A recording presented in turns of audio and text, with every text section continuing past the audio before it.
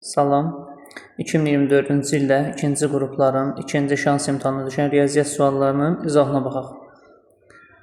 Deməli, birinci sualda bərabərsizlik ilə bağlı sualdır. Bərabərsizliyi həll etmək lazımdır. Burada nə edirik? İkinci vuruq, yəni ikinci vuruq görüşü kökaltı ifadədir. Bu kökaltı ifadə həmişə sıfırdan böyük bərabər olmalıdır. Sadəcə bərabərsizliyimiz sadəcə sıfırdan böyük olduğu üçün biz bunu böyükdür sıfır götürürük. İki vuruğun hasili müsbətdirsə, bunlardan biri müsbət olarsa, digəri də müsbət olmalıdır. Ona görə x plus 5-i də biz müsbət götürürük. Bu iki bərabərsizliyi əldə etmək lazımdır. Məlumdur ki, ikinci kök mənfi ola bilməzdir ona görə. Bunu x minus 2, x plus 2 kimi yazıb intervalla həll edirik. İkinci bərabərsizlikdə x böyüdür mənfi 5. Birinci bərabərsizliyin həllinə baxsaq, heç biri daxil deyil. Daha doğrusu mənfi 2, 2. 3 versək müsbət, mənfi müsbət. Bizdən müsbəti soruşur. Cavab bir buradadır, bir də buradadır. Hər iki bərabərsizliyin ortaq həllini tapaq. Mənfi 5, mənfi 2, müsbət 2. Mənfi 5-dən böyükləri rəngləyək. Mənfi sonsuzluqdan mənfi 2-yə qədər və 2-dən müsbət sonsuzluğa qədər. Ortaq hissə gördüyümüz kimi mənfi 5, mənfi 2 və 2 müsbət sonsuzluqdur. Yəni A variantı doğru cavab. Növbəti ikinci sualımız limit sualı. Limit n yaxınlaşır sonsuzluğa. Diqqətlə baxsaq bu kəsrin surəti birdən n-ə qədər olan natural ədədlərin cəmidir. Əslində bunun üçün hazır qaydamız da var. Ədədi silsilədən də bu düsturu çıxara bilərik. Hazır düsturu belədir. N vurulsun n plus 1 bölünsün 2. Bu kəsrin surətidir. Məxrəc də olduğu kimi qalır. Bərabərdir. Limit n yaxınlaşır sonsuzluğa. Kəsrin surətini açsaq n kvadrat plus n. 2 düşüb aşağıya vurulsa 2n kvadrat plus 8n plus 6. Bunun üçün də biz nə demişdik? Əgər kəsrin surət və məxrəcinin dərəcəsi eynidirsə, hər ikisi 2-dir, onda bu limitin cavabı onların əmsallar nisbətidir. Yəni 2-də 1-dir. O da 0,5. Üçüncü sualımız silindrin hündürlüyü 8 cm-dir. Deməli, silindrin çəkək. Silindir. Bu bizim silindrimiz.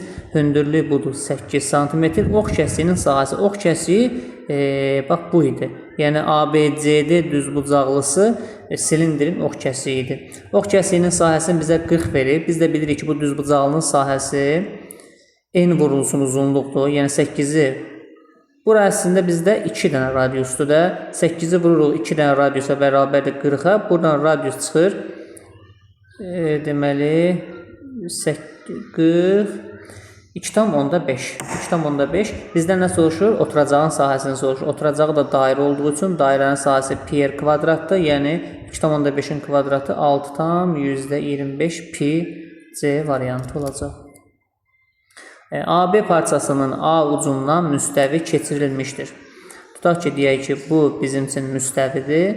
Bu da bizim üçün AB parçasıdır. A ucundan müstəvi keçirilib. Yəni, bax, budur A nöqtəsi görürük. A nöqtəsi. Bu parçanın B ucundan və C nöqtəsindən, bunun üzərində bir C nöqtəsi var. B ucundan və C nöqtəsindən müstəvinə uyğun olaraq B1 və C1-də kəsən paralel düz xəttlər çəkilib.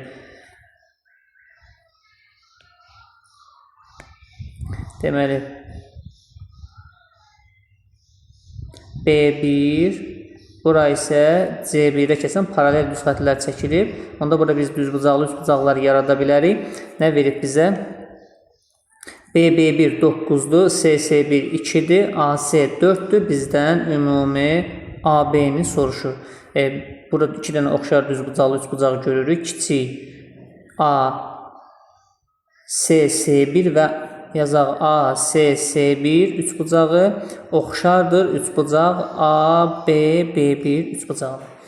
Onda biz yaza bilərik ki, 4-ün ümumi x-a nisbəti 2-nin 9-a nisbəti. 4-ün bütövə 2-nin 9-a nisbəti. Buradan da çarpaz vursaq 18 alarıq. Doğru cavabımız A variantı. 5-ci sualımız düzbucaqlı trapesiyanın diaqonalları qarşılıqlı perpendikulyardır. Oturacaqları isə 12 və 3-dür. Düzbucaqlı trapesiyamız bu olsun. Oturacaqlar 3 və 12-dir. diaqnalları qarşılı perpendikulyardır. Hə, düzbucaqlı trapesiyanın əgər diaqnalları qarşılı perpendikulyardırsa, hündürlüyündə h desə, onun üçün belə bir qaydamız var. H kvadrat bərabər oturacaqlar hasili. Onda h kvadrat bərabər 3 vur 12, hündürlük tapılır 6. Trapesiyanın da sahəsi a plus b bölü 2 vur h-dır. Üst oturacaq 3, digər oturacaq 12-dir. Böl 2 vur 6. Bunda cavabı olacaq 45 B variantı. Piramidanın hündürlüyü 26 cm, oturacağının sahəsi 400-dür.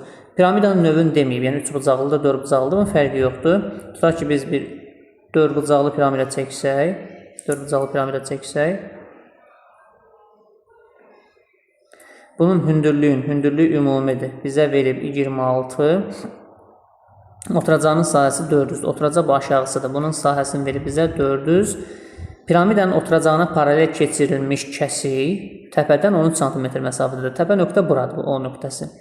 Müstəvi ilə oturacağı paralel piramidanı kəssək, içəridə belə bir kəsik yaranacaq. Bax, bu kəsik. Bizdən deyir ki, bu kəsik təpədən 13 cm məsafədədir. Həmin bu kəsiyin sahəsini tap. Biz də oxşarlıqdan istifadə etməklə belə yaza bilərdik. Kiçik hündürlüyün böyük hündürlüyə nisbətinin kvadratı bərabərdir. Kəsiyin sahəsi bölünsün oturacağının sahəsi. Bunlar ixtisar gedir 2-də 1 qalır. Kvadratı olur 4-də 1. Onda doğru cavabımız 100 imiş. Yəni bu hazır qaydaydı. Kiçik hündürlüyün böyük hündürlüyə nisbətinin kvadratı bərabər sahələr nisbəti. Kubunda isə həcmlər nisbəti olur. 7-ci sual. Yusif, Akif və Zahirin də olduğu 8 nəfərdən ibarət qrup 2 cərgə olmaqla şəkil çəkdirməlidirlər. 2 cərgə, bu birinci cərgə, bu da ikinci cərgə. Yusif, Akif və Zahir ön cərgədə olmalıdırlar. Yusif, Akif, Zahir ön cərgədə, qalanlar isə arxa cərgədə. Söhbət gedir 8 nəfərdən. Bunun 3 nəfəri ön cərgədədir. Deməli, yerdə qalan 5 nəfər isə 1, 2, 3, 4, 5 nəfər isə ikinci cərgədədir. Deyir, neçə fərqli düzülüşdə şəkil çəkdirilə bilər. Nə edirik? Biz bilirik ki, birinci cərgədəki 3 nəfərin öz yerləşməsinin sayı 3 faktorialdır. İkinci cərgədəki 5 nəfərin öz yerləşməsinin sayısı 5 faktorialdır. Bunların hasilini tapırıq. 3 faktorial 6-dır. 5 faktorial da deməli 120-dir. Doğru cavab 720 C variantı. Növbəti trigonometrik tənliklər. Diqqətlə baxsaq, bu hissə bizə sinus alfa, kosinus beta çıxılsın. Kosinus alfa, sinus beta düsturunu xatırladır. Yəni bu bizə verir sinus alfa minus beta düsturun bərabər 2-də 1. Buradan alınır sinus 2x bərabərdir 2-də 1.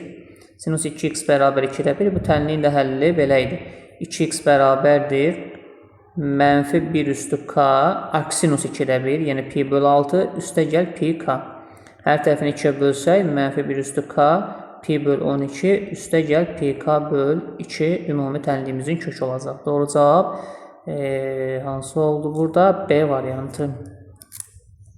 9-cu sualımız düzbucaqlı üçbucağın katetlərindən biri digərinin 75%-dir.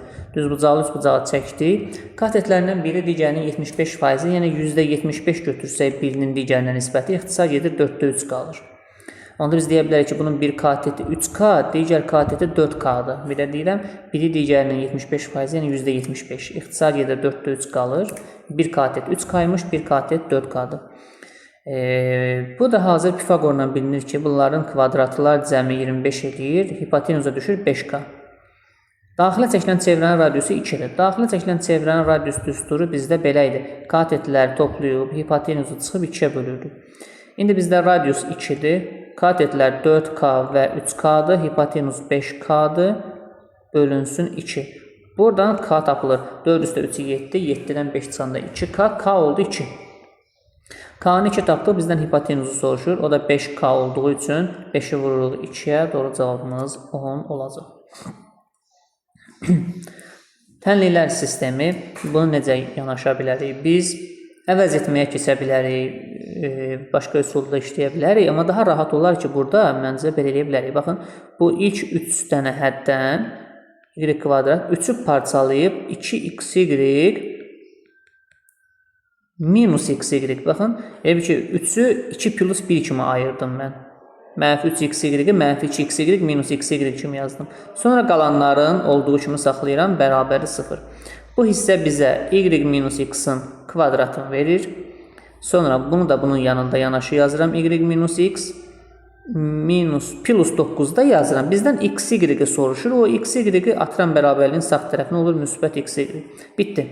İkinci tənliyə diqqətlə baxsaq, y minus x-in qiyməti 2 idi. Yəni bu 2 idi. 2-nin kvadratı 4. Üstə gəl yenə bu 2-dir. Üstə gəl 9 bərabərdir x, y.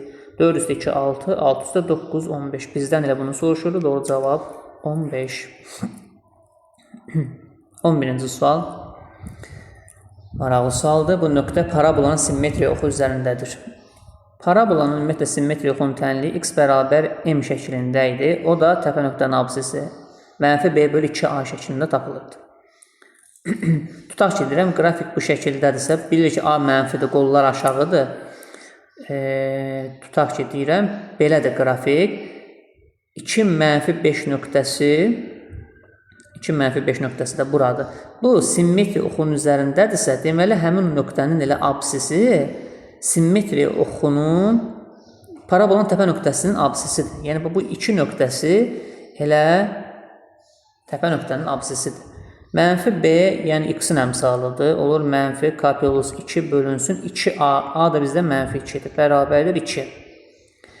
Buradan alınır ki, k plus 2 bərabərdir 8-ə, k alındı 6. Biz k-nı tapdıq 6. Onda bizim funksiyamız y bərabər mənfi 2x kvadrat üstə gəl, k-nın yerinə 6 yazsaq, plus 8x plus 2. Soruşur təpə nöqtəsinin ordinatı. X-in yerinə 2 yazıb belə biz tapa bilərik. Çünki bizdə təpə nöqtənin absisi 2 idi, yuxarıda göstərdik. Onda elə x-ların yerinə 2 yazıb biz ordinatını tapa bilərik. Deməli, bu oldu mənfi 8, cavab oldu 10. Doğru cavab B variantı. Yəni, m-i tapdıq, m-i onsuz da tapmışdıq yuxarıda. Gətirib x-in yerinə yazsaq, biz n-i, yəni y-i tapmış olaraq. AKC və BKD üçbucaqları perimetrlərini verib 12-10. AKC və BKD. Burada oxşarlığa müraciət edəcəyik biz. Necə? Diqqətlə baxsaq, bu A bucağı söykənib CD qövsünə. Yəni, buna bir alfa desək, bu qövs 2 alfadır. Eyni ilə CBD bucağı da söykənib CD qövsünə. Onda bu da söykənli qövsün yarısında alfa olacaq. Aha, biz 2 ilə 3 bucağın, bir bucağın eyniliyini gördük. Həmçinin C bucağı da D bucağı da eyni qövsə söykənib bərabərdirlər. Beta, beta. Bunlar da qarşılıqlı bucaqlardırlar, bərabər olacaqlar. Onda nə gördük?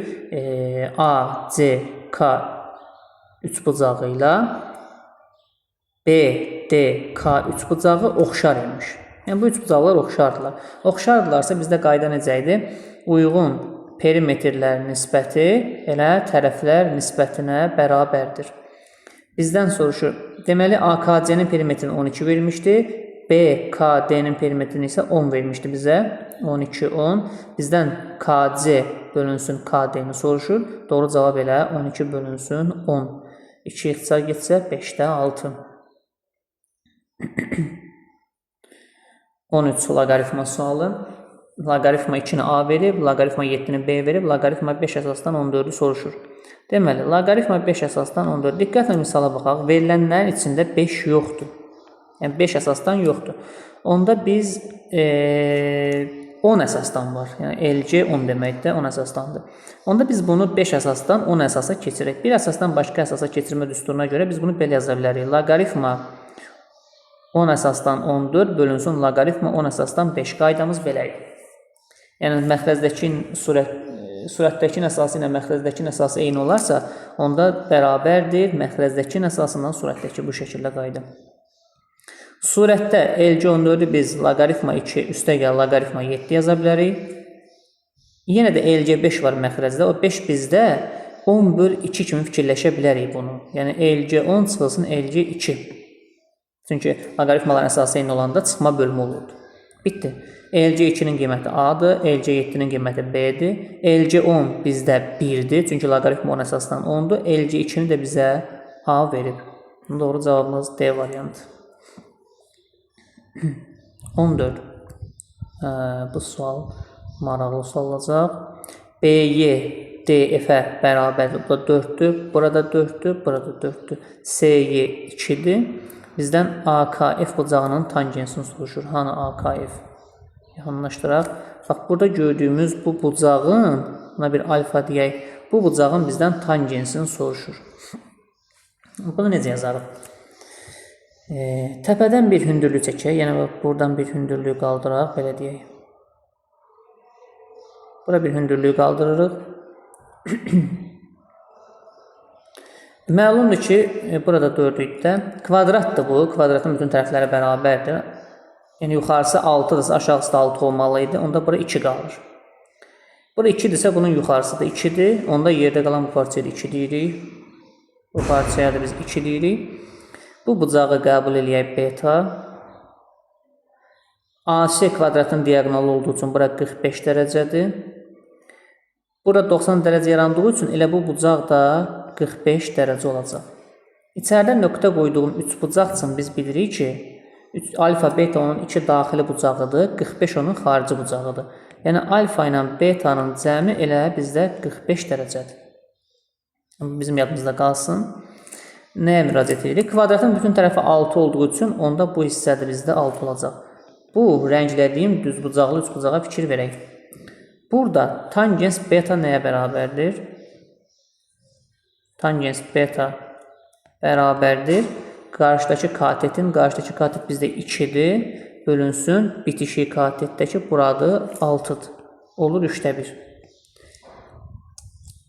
Biz yaza bilərik ki, tangens alfa plus beta bərabərdir. Tangens alfa üstə gəl tangens beta bölünsün 1 minus tangens alfa tangens beta. Alfa plus beta bizdə 45 dərəcə olduğu üçün tangens 45-də 1-dir. Onda tangens alfanın qiyməti bizə məlum deyil, elə bizdən onu soruşur. X deyək, x. Tangens betanı biz 3-də 1 tapmışıq. Bölünsün 1 çıxılsın, yenə də x vurulsun 3-də 1 bərabəri 1-ə. Onda kəsirin surət və məxrəcini 3-ə vursaq, alınar 3x plus 1 bölünsün 3 minus x bərabəri 1-ə. Çarpaz vurub tənliyi həll etsək, 4x bərabər 2, x bərabərdir 2-də 1. Yəni, verilən bucağın tangensi 2-də 1 imiş. Bunun cavabı hanı? 2-də 1. Hə, buradadır. 2-də 1 Y variantı. 15-ci sual. Kəsirin surətində mötərizəni aça da bilərik. Amma gəlin A plus B-ni mötərizənin xaricinə çıxaraq. A plus B-ni mötərizənin xaricinə çıxarsaq, yerdə qalar A plus B-nin bir dənəsi çıxılsın 4. Bölünsün. Bu hissə bizə A plus B-nin ümumi kvadratını verir. Çıxılsın 16 da 4-ün kvadratıdır. Biz surəti olduğu kimi saxlayaq. A üstə gəl B. A üstə gəl B çıxılsın 4. Məxrəcdə A kvadrat çıx B kvadrat var. Kvadratlar fərqi var. Onda yazarıq ki, bir dəfə A plus B plus 4, bir dəfə A plus B minus 4. Bunlar ixtisar gedər. Qalar A plus B surətdə. A üstə gəl B, üstə gəl 4. Məxrəcdə. Doğru cavab C variantı. 16-cı sual, integral. Deməli, bərabərliyin sol tərəfin yazırıq ki, x 3 qalır sabit vuruqdur. X kvadratın integralı x kub böl 3-dür. Sərhədlər 1-dən 2. Əvvəlcə sol tərəfi sadələşdirək. 3-lər ixtisar gedir. Alınır 2-nin kubu çıxılsın 1-in kubu. Bu da olur 7. Bərabərliyin sağ tərəfini sadələşdirək. 2 vurulsun. X-in integralı x kvadrat böl 2-dir. Sərhədlər A-dan B-yə. 2-lər ixtisar gedir. X-in yenə B yazsaq olar B kvadrat, çıxılsın A kvadrat. Newton-Leibniz düsturudur da bu. İndi bunları bərabərləşdiririk. Yəni B kvadrat çıxılsın A kvadrat bərabəri 7-yə. Bu ifadə ilə bu ifadə. Biri bərabərliyin sağ idi, biri sol idi, bərabərləşdiririk. Buna müxtəsər vurma düsturu tətbiq etsək, B plus A vurulsun B minus A bərabərdir 7. Söhbət gedir sualın şərtində natural ədədlərdən. Hasili 7 verən natural ədədlər 7 və 1-dir. Yəni, toplama daha böyük olduğu üçün bunu 7 götürürük. Kiçik olan fərqi 1 götürürük. Tənliklər sistemi alındı. 6-6 toplasaq A-lar islah olur. 2B bərabərdir 8, B bərabərdir 4. B 4-dürsə yerinə yazsaq A 3 alınır. Bizdən AB hasilini soruşur. 4 vurulsun 3 bərabərdir 12. Y variantı. 17-ci sual maraqlıdır. Bunun hər tərəfin və bərabərsi necə həll eləyək əvvəla? Məxrəcdə dəyişən yoxdur. Çünki üslü funksiyada bu müsbətdir. Hər tərəfin məxrəcə vura bilərik və yaxud da ki, ortaq məxrəcə gətirə bilərik. Bunun məxrəcinə 1 atırıq. Ortaq məxrəc ilə 7 üstü 33x üstəgəl 72 olacaq. Surətdə isə 7-ni çarpaz buna vursaq, əsaslar eyni olduğu üçün qüvvətlər toplanır. Yəni 3x kvadrat üstəgəl 33x üstəgəl 72 çıxılsın 1. 1-i də bu 1-ə çarpaz vursaq. Kiçik bərabərdir 0. Yaxşı. Məxrəc üslü funksiyada həmişə müsbətdir. Onda görə kəsirin surəti mənfi olsun ki, mənfini müsbətə böləndə mənfi alınsın. Yazırıq 7 üstü 3x kvadrat plus 33x plus 72 minus 1 kiçik bərabər 0. 1-i bərabərliyin sağına atsaq, kiçik bərabər 1 alınır. Əsasları eyniləşdirə bilərik. Yəni yazarıq ki, 3x kvadrat plus 3x 33x plus 72 kiçik bərabər 1-i də biz 7 üstü 0 yazırıq və görürük ki, əsaslar eyniləşdi. Əsaslar eynidir və vahiddən böyük olduğu üçün əsasları atırıq. Üstdə olan bərabərsizliyi həll edirik. Hər tərəfin 3-ə bölək bunu. Alınar x kvadrat plus 11x plus 24 kiçik bərabər 0. Bunun kökləri mənfi 3 və mənfi 8-dir. Vuruqları x plus 3, x plus 8 olacaq. İntervalla bunu həll etsək, hər ikisi daxildir. Mənfi 8, mənfi 3. Müsbət, mənfi, müsbət. Bizdən mənfini soruşur. Cavab mənfi 8-dən mənfi 3-ə qədərdir. Amma sualın şərti nə deyir? Tam həllərin cəmini tap. Buradakı tam həllər hansıları? Mənfi 8, mənfi 7, mənfi 6, mənfi 5, mənfi 4, mənfi 3. Bunların da cəmi. Deməli, 7, 12, 18, 25, mənfi 33. Hansı variantdadır? C variantında. 18-ci sual. Funksiyanın A parametrin hansı qiymətinə bu düz xətt bu funksiyanın qrafikinə toxunur? Aha, bu kx plus b şəklində olan funksiyadır. Bu da üslü funksiyanın sürüşməsidir. Qrafikə toxunur. Bizdə qaydamız belə idi. Törəmənin x0-dakı qiyməti toxunanın bucaq əmsalına bərabər idi. İndi biz ikinci verilən funksiya, onun törəməsini tapırıq. 3 üstü x plus 7-nin törəməsi bərabər toxunanın bucaq əmsalı. Burada x-in əmsalıdır, yəni ln 3. Mötərizənin içərisinin törəməsi 3 üstü x vur ln 3-dür. Onsuz da 7-nin törəməsi 0-dır. Bərabərdir ln 3-ə. ln 3-lər ixtisar getdi, qaldı 3 üstü x bərabər 1. X-imiz 0 imiş. X 0-dırsa ikinci verilən funksiyada x-in yerinə 0 yazsaq, biz 8 alarıq. Y-də 8 tapdıq. Onda x də varsa, y də varsa, əsas verilən funksiyada y-in yerinə 8 yazsaq,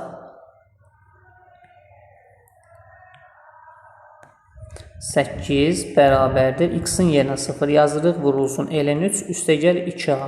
Alınır ki, 2a bərabərdir 8, a 4 imiş. Yəni, y variantı. 19-cu sual. Ardıcıllığın 9-cu həddini soruşur. Yəni, a 9-u. 9-cu hədd deyirsə, n-in yerinə 9 yazırıq. Sadə sualdır. 9-un kvadratı 81, kök altı 9-dan 3 çıxır. Cavab 84. Funksiyanın ən böyük qiyməti. Burada biz nə edirdik? Kosinüsün yerinə bir dəfə yaxşı olar ki, 1 yazaq. Bir dəfə də kosinüsün yerinə mənfi 1 yazaq. Ən böyük qiymət bunlardan. Yəni, cavabı bunun mənfi 6, 4 parçasıdır. Ən böyük qiymət 4 olacaq.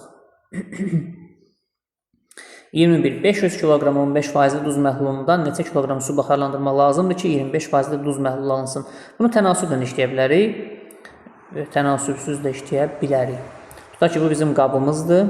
Burada 500 kiloqram 15%li məhlul var. Yəni, 500-ün 15%-ni biz tapsaq, bu 75 kiloqram duz deməkdir. Yəni, burada 75 kiloqram duz var.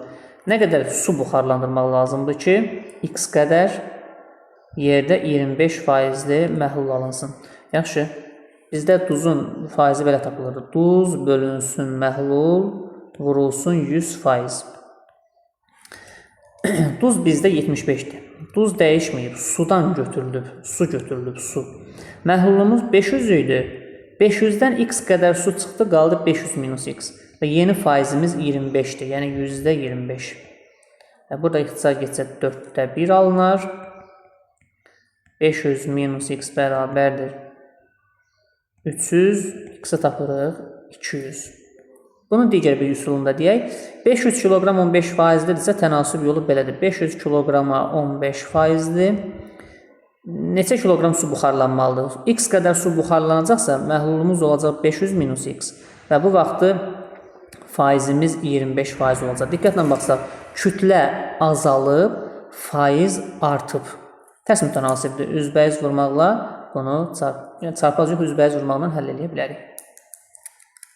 Növbəti 22-ci sual. A1 nöqtəsi OX oxuna nəzərən 8, 2,5 nöqtəsinin simmetrikdir. Onda A1 nöqtəsinin koordinatları X oxuna nəzərən simmetriyada X qalırdı, Y işarəsini dəyişirdi.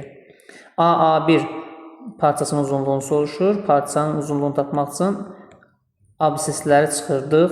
8 minus 8-in kvadratı. Üstəgəl ordinatları çıxırdıq. Kvadratı. Bu 0 eləyir. Bu da deməli 5. Mənfi 5-in kvadratı 25.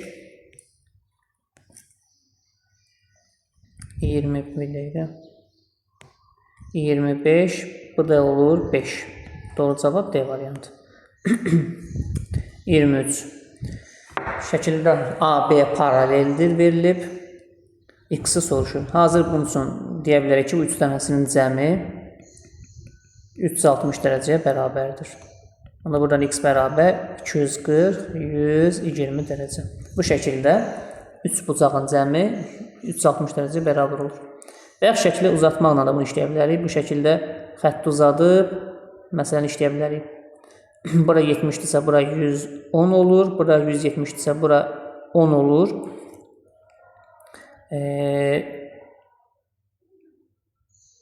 Bu ikisini toplasaq 120.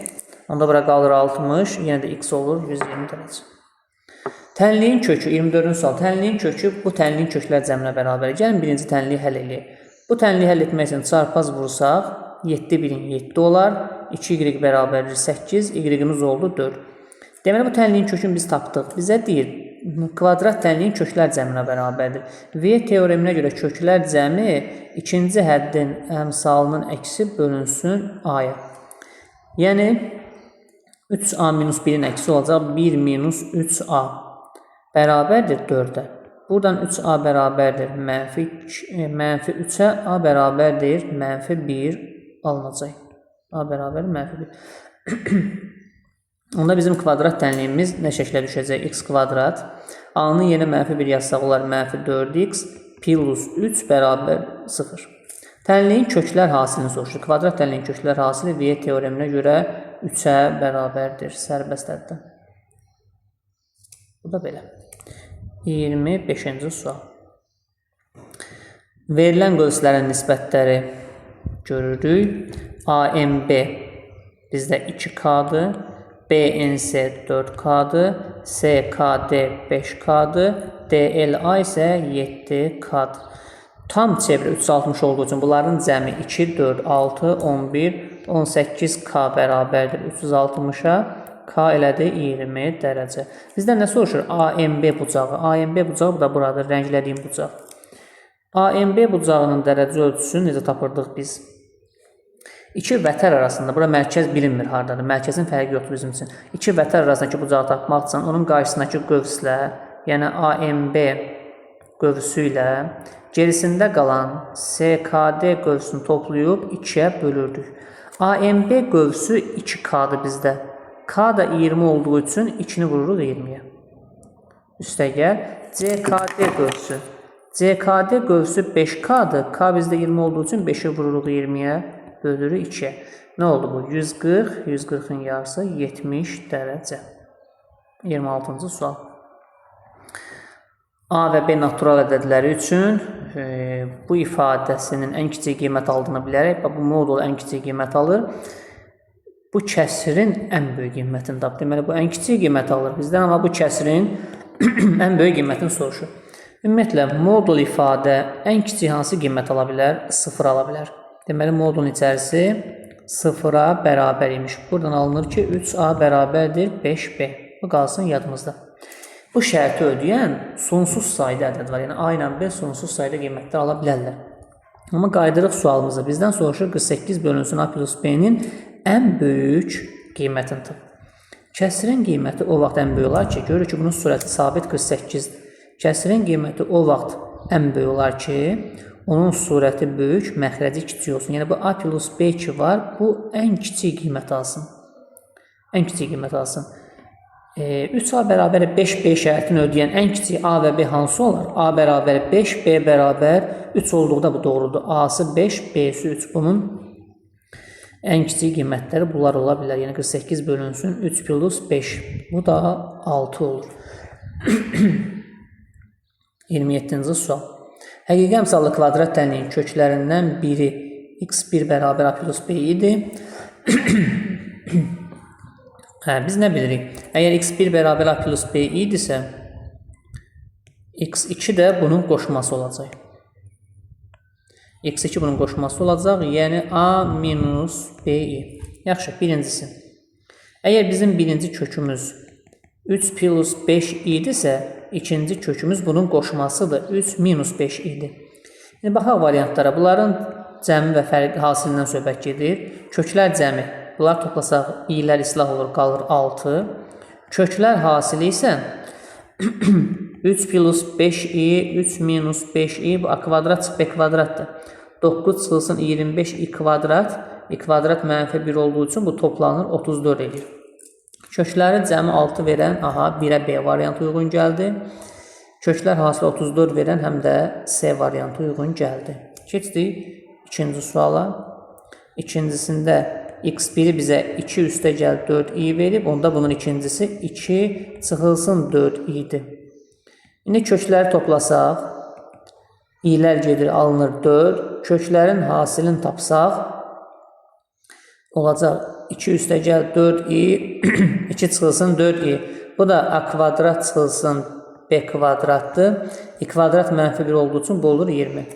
Köklər cəmi 4. A variantı, köklər hasili 20, D variantı uyğun gəlir. Məlum ki, 3-ə də Y variantı uyğun gələcək, amma baxaq. Üçüncüsü, x1 əgər 4 minus 3 idisə, x2 4 plus 3 idi. Köklər cəmi, bunları toplasaq 8 verir, belə bir variant yoxdur. Kökləri vursaq, A kvadrat çıxılsın B kvadrat verir. I kvadrat mənfi 1 olduğu üçün bu toplanır, 25 olur. Y variantı uyğun gəlir. 27 sualı izah etdim. Sağ olun, diqqətiniz üçün.